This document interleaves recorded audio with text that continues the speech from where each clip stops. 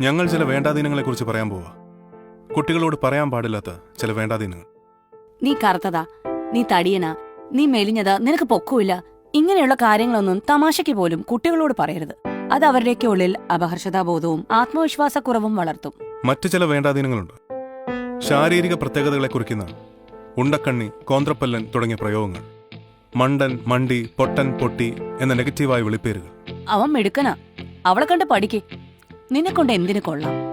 ഇതൊക്കെ പല മാതാപിതാക്കളുടെയും സ്ഥിരം പല്ലവിയാണ്. തൊട്ടതിനും പിടിച്ചതിനും വഴക്ക് പറയുന്നതും നിസ്സാര കാര്യത്തിന് ശകാരിക്കുന്നതും കുട്ടികളുടെ മാനസികാരോഗ്യത്തെ ബാധിക്കും. നിന്നെ കൊണ്ടിത് പറ്റില്ല എന്ന് പറഞ്ഞ് നിരുത്സാഹപ്പെടുത്താതെ ഇതിൽ നന്നായി നിനക്ക് ചെയ്യാൻ പറ്റും എന്ന് പറഞ്ഞ് കൂടെ നിന്ന് പരിഹാരം കാണുകയാണ് ചെയ്യേണ്ടത്. കുട്ടികളോട് കള്ളം പറയരുത്, കള്ളത്തരത്തിന് കൂടെ കൂട്ടുകയും ചെയ്യരുത്. അങ്ങനെ ചെയ്താൽ പിന്നീട് കൂടുതൽ കള്ളങ്ങൾ ചെയ്യാൻ അവർക്കത് പ്രേരണയാകും.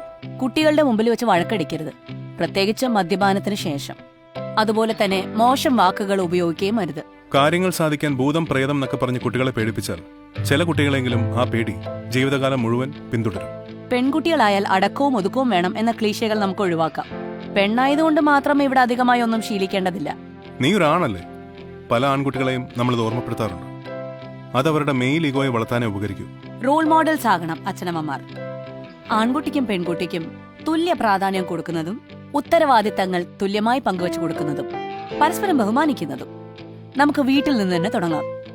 കുട്ടികളോടൊപ്പം കൂടുതൽ സമയം ചെലവഴിച്ച് ഓരോ ചൂടിലും അവരോടൊപ്പം നിന്ന് അവർക്ക് മാതൃകയായി നമുക്ക് വളരാം, നന്നായി വളർത്താം.